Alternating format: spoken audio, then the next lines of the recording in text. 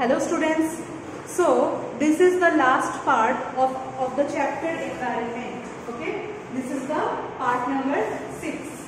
This is our last and the final part, and along with the PDF notes also I have attached one worksheet for this chapter, okay, that contains all the important questions from this part as well as from chemical calculations also.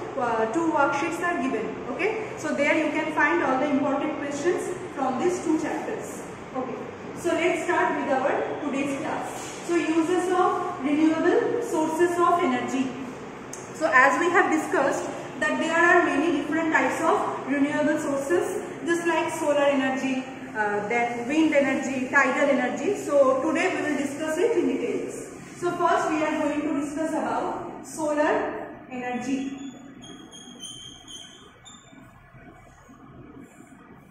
So the radiation or the heat that comes from the sun, okay, directly to our earth, when it is absorbed or when it is kept, okay, just to utilize for further work or for further purposes, so then the the energy, the heat energy, that is called solar energy.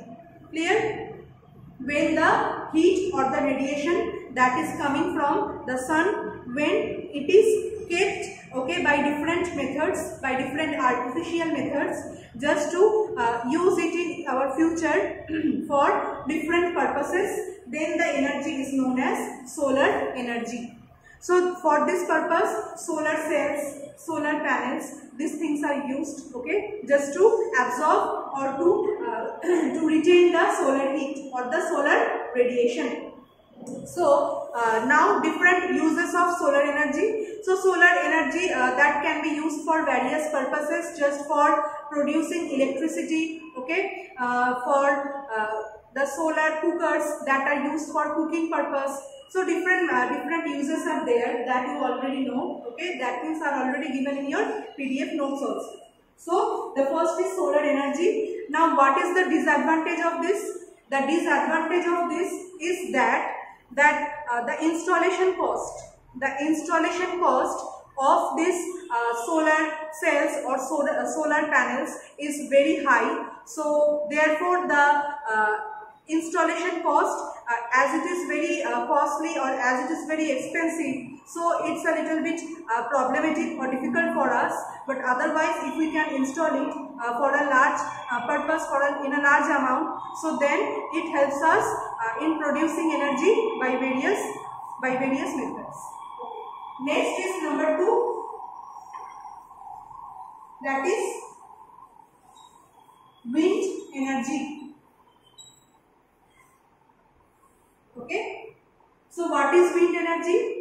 So basically in those areas where the flow or the velocity of wind is very high, okay, in those areas where the velocity of wind is very high, just like for coastal areas, for desert areas, okay, or in some hilly areas also. So where the blowing of the wind or the speed of the wind is very high, so there if some wind mills are placed, so that can generate a large amount of electricity there or a large amount of wind energy there, okay. That speed of wind, the high velocity of wind, it is used there for rotating the turbines, and by rotating the turbine, the kinetic energy of the wind is converted into the mechanical energy. Okay, the kinetic energy of the wind is converted into mechanical energy, which helps to rotate the blades or the blades of the windmill. After that mechanical energy can be converted into electrical energy also. So then again, by various purposes, the wind energy can be used, okay. And what is the limitation of it? That wind energy can be produced only in those areas where the speed of wind is very high. So therefore it is not applicable for all areas. So that is the limitation of wind energy. Number 3, that is geothermal energy. So what is geothermal energy? So geothermal energy is the heat energy that is trapped inside our Earth's crust or under the surface of Earth. Okay, the heat energy that is trapped inside the Earth's surface, that is called geothermal energy. So if we can extract that heat energy and if we can utilize it in various purposes, so that will be very helpful for us, and then it is called geothermal energy. So what is the process? How we can produce geothermal energy? That is a very important question, that how we can produce geothermal energy. So as we know that if this is the surface of our Earth, okay, if this is the surface, upper surface of our Earth, so then below the upper surface, so there is a molten rock material present, right? Below the upper surface, there is a molten rock materials present, so that is called magma. The liquid hot material, rock material that is present, that is called magma. Okay, that is called magma. And as we go below the Earth's crust, or as we go below the Earth's surface, so the temperature gradually increases towards the center of the Earth. Okay, as more we are going downwards towards the center of Earth, the more is the temperature increasing. So for per 100 kilometer decrease in the depth. Okay, this is the Earth's crust. This is the crust of Earth. So for 100 kilometer decrease in the 100 kilometer increase in the depth from the Earth's crust, temperature increases by 3 degrees Celsius. Okay, for going 100 kilometer distance from the Earth's crust, temperature increases by 3 degrees Celsius. So as more as we are going towards the Earth's center, so therefore the temperature increases gradually. So because of this higher temperature, okay, at the below level, because of this higher temperature at the lower level, the water that is present there is present basically in the form of vapor or in the form of steam. Okay, the water that is present inside the Earth, that is present basically in the form of vapor or in the form of steam because of this higher temperature. So if there is any crack, here, okay, there is any crack in the Earth's crust, so therefore the steam or the vapor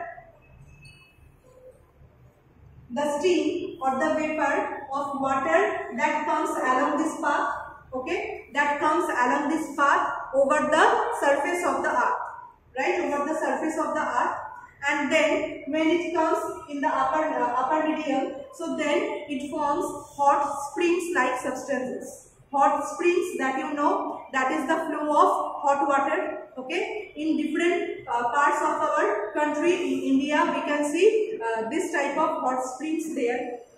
So this is just because of the higher temperature below the Earth's surface.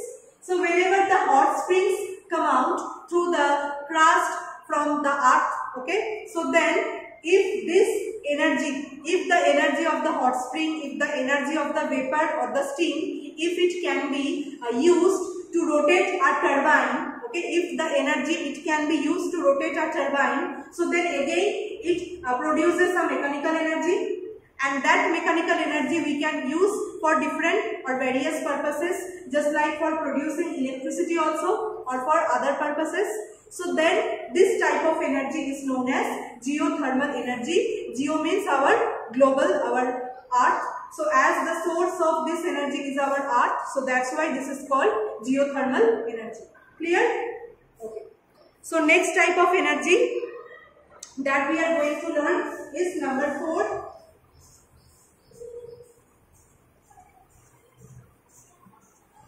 Number 4, that is tidal energy. So from the name it is almost clear that tides means all the waves, okay, that are created in the the sea or in the oceans. So these higher tides or lower tides, so whenever these are created in the seas or in the oceans or in any in these water bodies, so the kinetic energy is mainly responsible for motion purpose.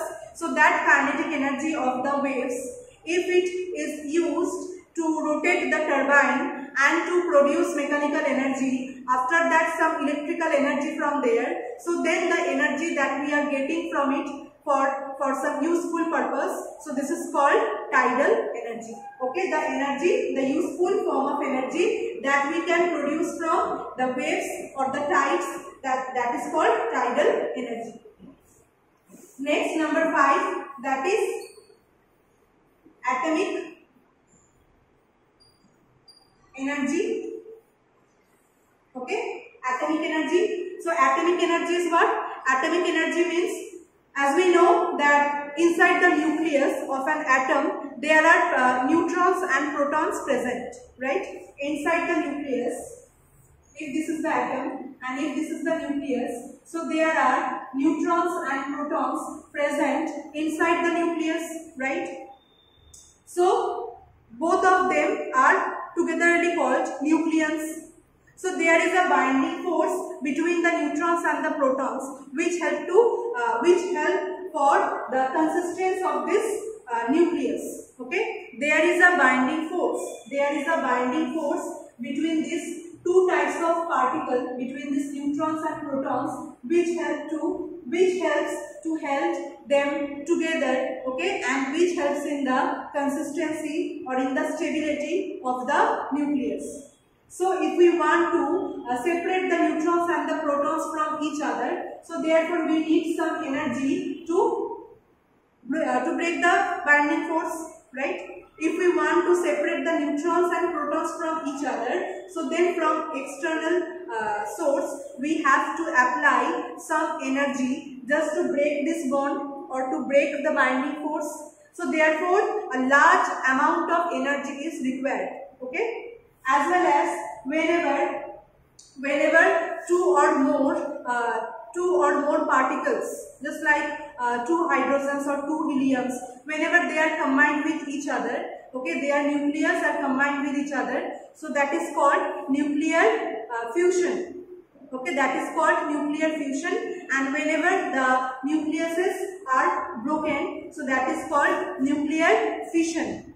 So during this nuclear fusion and during this nuclear fission, okay, both of releases a large amount of energy. So that is called nuclear energy, or that is called atomic energy, which also we can use for various purposes, just like for making the atomic bombs. Okay, for in nuclear power plants also this energy is converted for producing electricity. So for various purposes this energy can be used. Clear? So this is for atomic energy.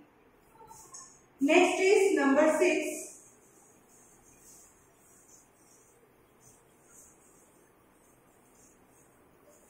Number 6.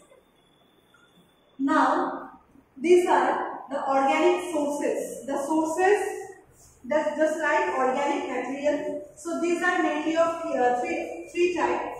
One is biofuel,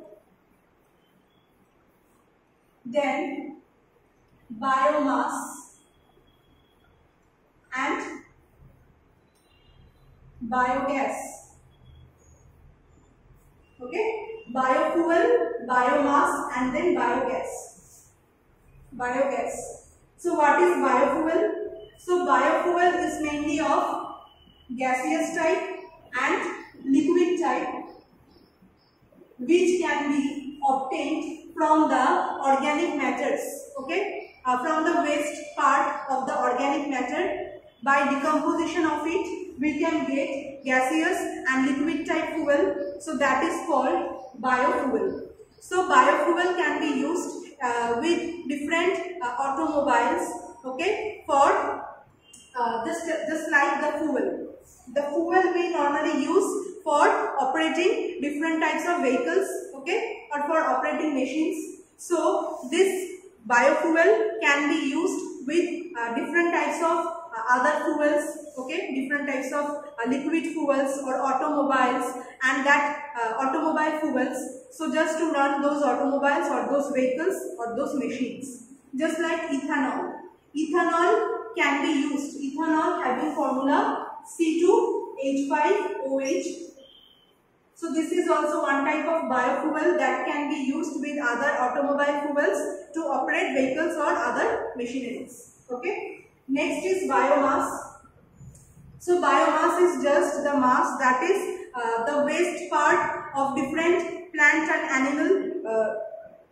animal wastes. Okay, just like vegetable peels, the dead bodies of the plants or the animals, okay, or the cow dung, cattle dung. So these all the things which are the waste part, so that can make energy also by the anaerobic decomposition process. So that is called biomass. And the gas that we are getting by anaerobic decomposition,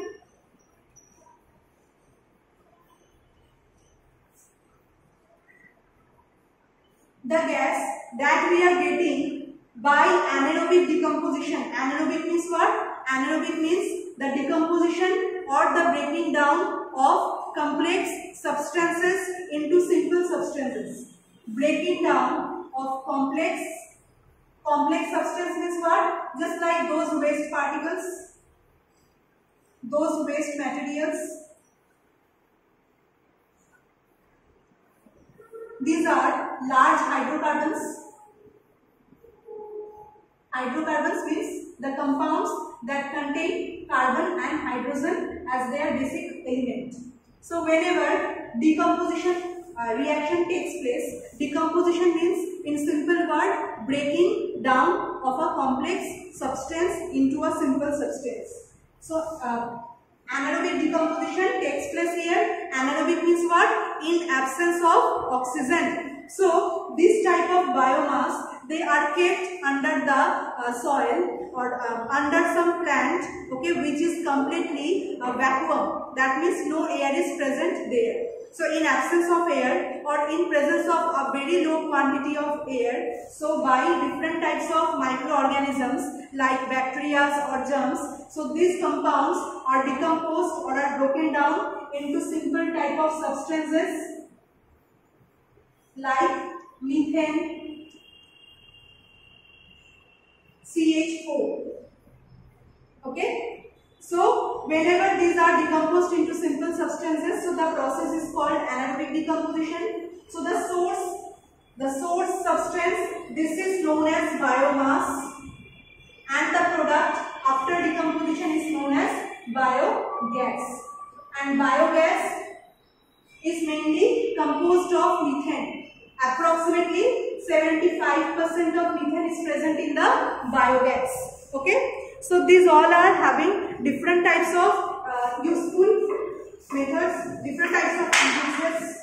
Sorry, different types of uses are they having.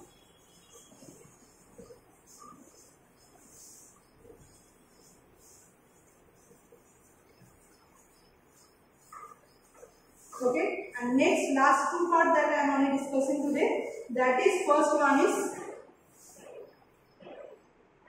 coal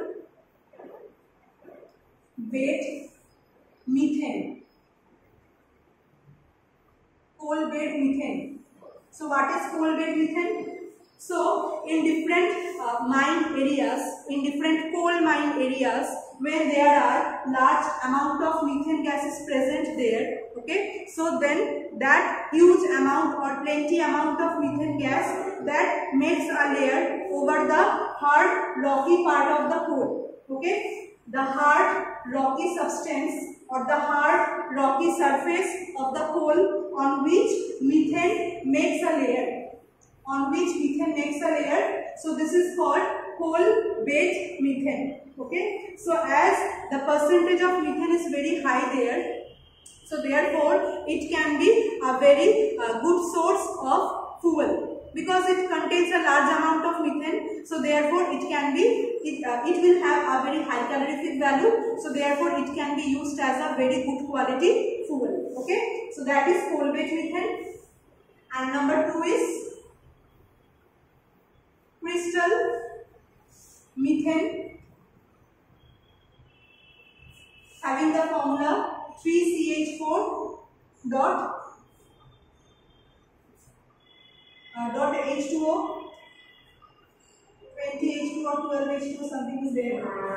So there are few molecules of water present there as a crystal, and three molecules of methane is there. So this is actually a lattice type structure. Okay, this is called fire ice. This is called fire ice because here a crystal type structure or a cage like structure is there, okay, outside, and at the middle there are the methane molecules present. So methane molecules as are present in between it in a large amount, so therefore it can also be used as a very good quality of fuel. So for further days, for further future, scientists they are thinking it as a very good source of heat energy, as a very good source of energy. Okay, so these are all the things that we have discussed in this chapter. So at the end of the PDF notes, okay, I have attached the worksheet for this chapter for environment, where you can find the important questions for this exam, as well as the worksheet for chemical calculations also. So thank you everyone for joining this class. Have a good day. Okay, and this worksheet is basically for the Madhyamik batch. Okay, for Madhyamik batch I have told about this.